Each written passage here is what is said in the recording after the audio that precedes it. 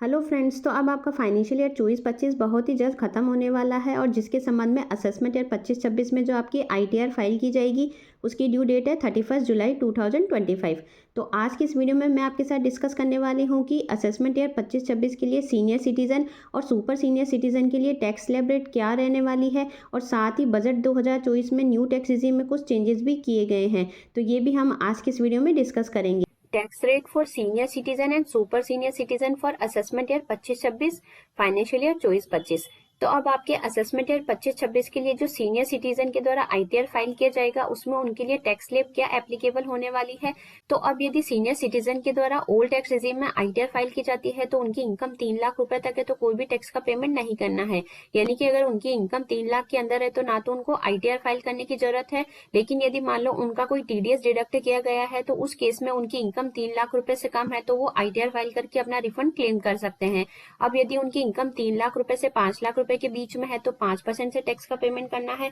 यदि इनकम 5 लाख से 10 लाख रुपए के बीच में है तो 20% से टैक्स का पेमेंट करना है और यदि इनकम 10 लाख रुपए से ज्यादा होती है तो उस केस में 30% से टैक्स का पेमेंट करना है।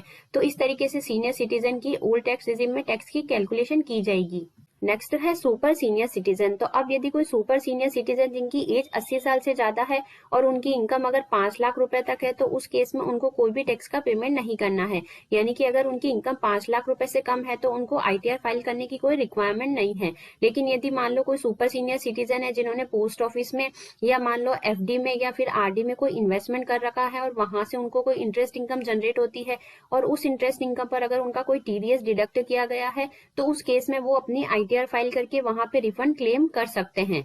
अब यदि सुपर सीनियर सिटीजन की जो इनकम है वो 5 लाख से 10 लाख रुपए के बीच में है तो 20% से टैक्स का पेमेंट करना है और यदि इनकम 10 लाख रुपए से ज्यादा है तो इस केस में 30% से टैक्स का पेमेंट करना है।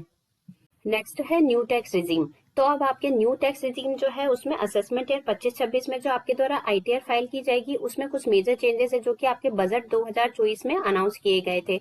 तो उसमें फर्स्ट है standard deduction for salary and pension. तो अब यदि कोई सीनियर सिटीजन है या सुपर सीनियर सिटीजन है जिनको रिटायरमेंट के बाद पेंशन की इनकम मिलती है तो वो अपनी इनकम में 75,000 रुपए की स्टैंडर्ड डिडक्शन जो है वो क्लेम कर सकते हैं। लेकिन यदि उनके द्वारा ओल्ड टैक्स रिजीम में अपनी आईटीआर फाइल की जाती है तो वहां पे उनको पेंशन की इनकम में से 50,000 रुपए की ही स्टैंडर्ड डिडक्शन अलाउड होगी। नेक्स्ट है फैमिली पेंशन। तो अब यहाँ पे जो सीनियर सिटीजन या सुपर सीनियर सिटीजन है तो उनको जो फैमिली पेंशन रिसीव होती है तो उस केस में वो 25,000 रुपए की डिडक्शन क्लेम कर सकते हैं न्यू टैक्स रिजीम में। लेकिन यदि ओल्ड टैक्स रिजीम में उनके द्वारा आईटीआर फाइल की जाती है तो वहां पे उनको 15,000 रुपए की ही डिडक्शन अलाउड होती है। अब यहाँ पे जो आपको फैमिली पेंशन रिसीव होती है उसकी कैलकुलेशन फॉर्मूला बेसिस पे की जाती है। यानी कि आपको जितनी फैमिली पेंशन रिसीव हो रही है उसका 1/3 और 25,000 या 15,000 दोनों में से जो भी कम हो उसकी डिडक्शन आपको मिलती है। फॉर एग्जाम्पल मान लो अगर आपकी फैमिली पेंशन की इनकम है 90,000 तो 90,000 का 1/3 होता है 30,000 और अगर आप न्यू टैक्स रिजीम में अपनी आईटीआर फाइल करते हैं तो वहां पे 25,000। तो दोनों में से जो भी कम है यानी कि 25,000 रुपए की डिडक्शन आप अपने रिटर्न में क्लेम कर सकते हैं। अब आपकी जो पेंशन होती है और फैमिली पेंशन होती है उसमें मेन डिफरेंस क्या होता है। तो आपकी जो पेंशन होती है वो रिटायरमेंट के बाद आपको अपने एम्प्लॉय से प्रोवाइड की जाती है और ये आपके सैलरी हेड में टैक्सेबल होती है। जबकि फैमिली पेंशन जो होती है वो डेथ के केस में प्रोवाइड की जाती है। यानी कि जैसे हस्बैंड की डेथ हो जाती है तो वाइफ को फैमिली पेंशन मिलती है और यदि वाइफ की डेथ हो जाती है तो उस केस में मान लो अगर हस्बैंड को नॉमिनी अपॉइंट कर रखा है तो उस केस में हस्बैंड को फैमिली पेंशन मिल जाती है और ये इनकम जो होती है वो आपकी अदर सोर्सेज के हेड में टैक्सेबल होती है। तो ये मेन डिफरेंस होता है पेंशन और फैमिली पेंशन में। नेक्स्ट है rebate 87A up to income 7 lakh. तो अब यदि आप न्यू टैक्स रिजीम में आईटीआर फाइल करते हैं तो वहां पे आपकी 7 लाख रुपए तक की इनकम पे आपको कोई भी टैक्स का पेमेंट नहीं करना है और साथ ही आप 87A में 20,000 रुपए की रिबेट भी ले सकते हैं। अब ये जो रिबेट थी वो आपके बजट 2024 से पहले 25,000 की थी। तो अब बजट 2024 में जो टैक्स स्लैब रेट में चेंजेस हुए हैं उसकी वजह से आपकी जो रिबेट की अमाउंट है वो चेंज हुई है, लेकिन आपकी इनकम जो है वो सेम है। यानी कि बजट 2024 से पहले भी आपकी 7 लाख रुपए की इनकम पे आपको कोई टैक्स का पेमेंट नहीं करना पड़ता था और बजट 2024 के बाद जो टैक्स स्लैब रेट में चेंजेस हुए हैं तो उसकी वजह से भी आपको 7 लाख रुपए तक की अगर इनकम है तो आपको कोई भी टैक्स पेमेंट नहीं करना है।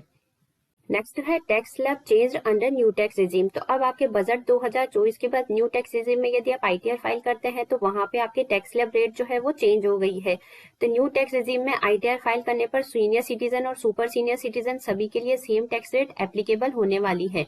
तो अब मान लो अगर कोई सीनियर सिटीजन या सुपर सीनियर सिटीजन है, उनके द्वारा न्यू टैक्स रिजीम में अपनी असेसमेंट ईयर 25-26 की आईटीआर फाइल की जाती है, तो यदि उनकी इनकम 3 लाख रुपए तक है तो उस केस में उनको कोई भी टैक्स का पेमेंट नहीं करना है। लेकिन यदि उनका कोई टीडीएस डिडक्ट किया गया है और उनको रिफंड क्लेम करना है तो वो अपनी आईटीआर फाइल करके रिफंड क्लेम कर सकते हैं। नेक्स्ट 3 लाख से 7 लाख रुपए की इनकम है तो 5% से टैक्स का पेमेंट करना है। तो 3 से 7 का डिफरेंस होता है 4 लाख।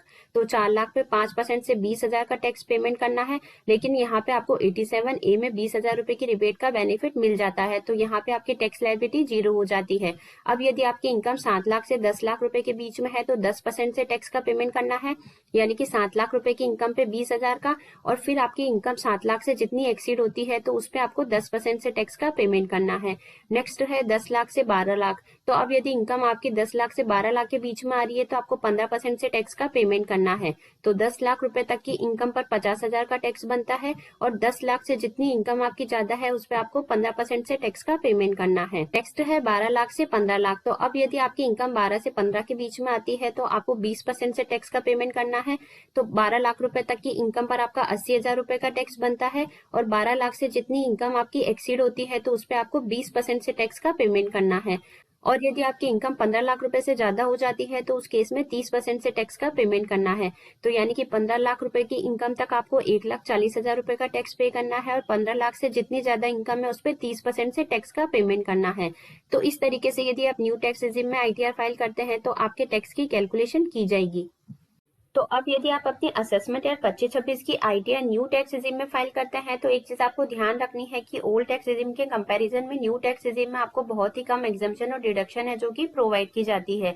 लेकिन साथ ही एक बेनिफिट ये भी है कि ओल्ड टैक्स रिजीम के कंपैरिजन में आपके न्यू टैक्स रिजीम में जो टैक्स की रेट है वो काफी कम है।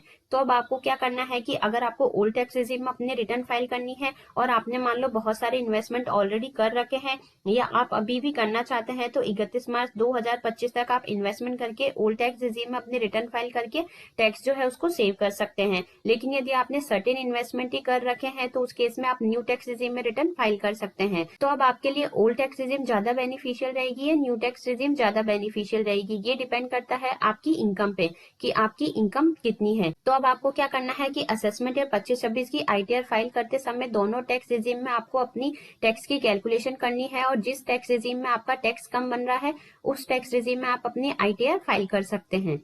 तो आई होप आज की जो ये वीडियो है वो आपके लिए काफ़ी यूजफुल रही होगी। वीडियो से अगर किसी तरह की हेल्प मिली हो तो चैनल को लाइक शेयर एंड सब्सक्राइब करना ना भूलें।